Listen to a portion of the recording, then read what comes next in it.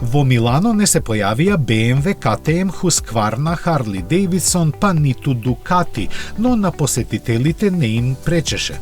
Нив ниту силниот дожд не ги спречи да го испратат во пензија легендарниот Валентино Роси. Плаќајки по 24 евра за влезница, тие во голем број дојдоа да видат во која насока се движи иднината на мотоиндустријата во која електриката има се поголемо учество. Адреналинот сепак најмногу го креваа октанските новитети, посебно домашните. Бимота, која без дискусија има почесно место меѓу домашните новитети, после 2 години исчекување конечно го изнесе на виделина својот втор модел, направен во соработка со Кавасаки, кој поседува дел од италијанската компанија. Ја има ознаката KB4 и агрегатот на Ninja 1000 SX пакуван во 2 изданија со ретро стил и двете само со по едно седиште. Оправдано бидејќи ретко кој ќе сака да ги дели перформансите што ги овозможуваат 142 конски сили и 194 килограми тежина. Рамката од сопствена конструкција е поставена на врвно олин со слонување, остркала Pirelli пневматици и Brembo стилема со пирачки клешти. Во споредба со тоа, мотористичките новитети на MV Agusta од серијата Lucky Explorer изгледаа како млако разочарување што и на вистина беа, иако направени со голема доза италијанска страст. Помалиот има ознака 5.5 и двоцилиндричен агрегат од 550 кубни сантиметри, презеден од кинескиот QJ мотор, кој е собственик на Benelli. Поголемиот пак, кој ја има ознаката 9.5, го доби познатиот трицилиндричен мотор, чии 800 кубни сантиметри се проширени на 930, а силата зголемена на 123 коњи. Сместени се во челна рамка со двојни засилувања, а добар дел од компонентите се модификувани за подобро да ги издржат теренските предизвици. Затоа пак кај Moto Guzzi немаше компромиси. Марката ја одбележа својата 100-годишнина со моделот V100 Mandello. Го има првиот водено-ладен V2 мотор на италијанскиот производител кој од своите 1042 кубни сантиметри излекува 115 коњи. Воедно и првиот моторцикл во светот со променлива аеродинамика, бидејќи во последно време се повеќе популарните крилца близу резервоарот за гориво се отвораат и затвораат во зависност од брзината. Заедно со ветробранското стакло, кое автоматски се поместува нагоре и надолу, притисокот на ветерот на возачот се намалува за 22%. Од останатите модели на Moto Guzzi се издвојува и со полуактивното ослонување, инерцијалната мерна единица и квикшифтерот. Задното тркало на оваа спортска туринг машина го врти кардан, а за комплетирање на задоволството се грижи електрониката со која се контролира и подесува работата на агрегатот. Од Piaggio групата пристигна и средно тешкиот ендуро Aprilia Touareg 660, кој како новитет се појави на EICMA 2019-та. Но во меѓувреме, италијанците станаа таинствени за овој модел кој прерасна во мистерија се до сега. Неговиот реден двоцилиндричен агрегат со 80 конски сили, кој ни е познат од RS и Tuno 660, е сместен во сосема нова рамка која мора да се носи со офроуд предизвиците. Заради тоа е направена од челични цевки, а моторот место на 3 е прицврстен на 6 точки. Теренска е и циклистиката, која опфаќа жичени тркала и 24 сантиметарско ослонување. Во резервоарот собира 18 литри гориво, а седиштето е поставено на 86 сантиметри над подлогата. Првиот степен на пренос е пократок, а меѓу 4 режими на работа е и теренскиот, кој во целост го исклучува ABS системот на задното тркало. Матичниот Piaggio акцентот на својот настап го помести кон новите решенија за урбана мобилност и го прикажа електричниот скутер со едноставна ознака Piaggio Uno. Комбинирајќи ги агилноста и практичноста со квалитетите по кои се познати скутерите на марката, добиено е модерно превозно средство за секој ден со атрактивен дизајн. Електричниот мотор вграден во задното тркало доаѓа со 2 нивоа на моќност, а батеријата која се наоѓа под седиштето лесно се вади и може да се полни дома или во канцеларија. Со задоцнување од година дена, Бенели ја покажа посилната 800 верзија на одлично прифатениот ретро моторцикл Leoncino 500. Опремена е со нов водено-ладен двоцилиндричен мотор со 76 конски сили, кој во Кина го произведува партнерската група QJ Motor.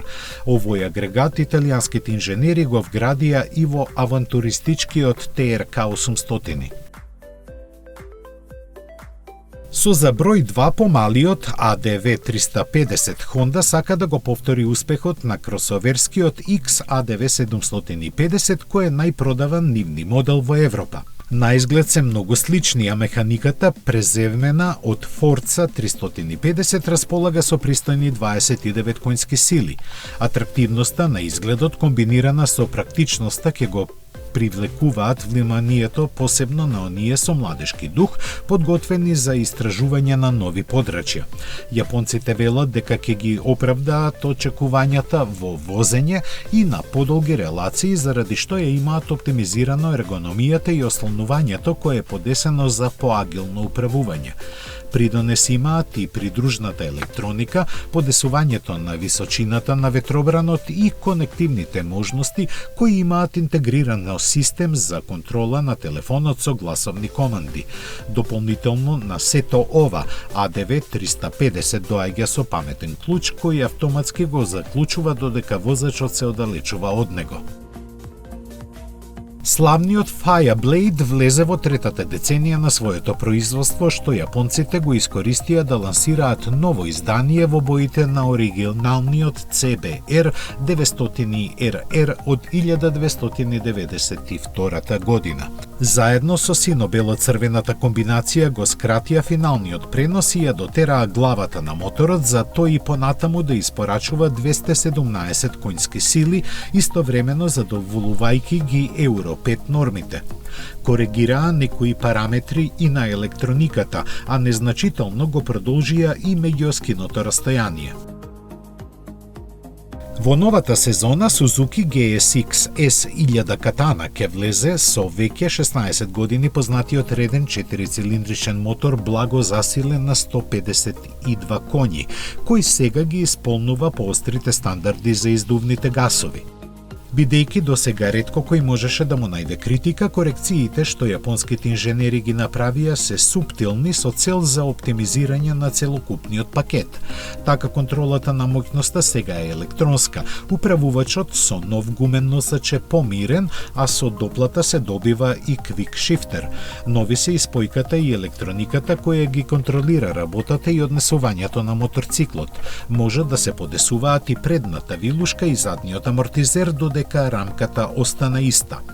Сосема очекувано, главен новитет на Yamaha на Eitzma беше дотераниот Hyper Naked MT-10 и неговата ултимативна изведба со додавката SP, која има електронски управувано ослонување.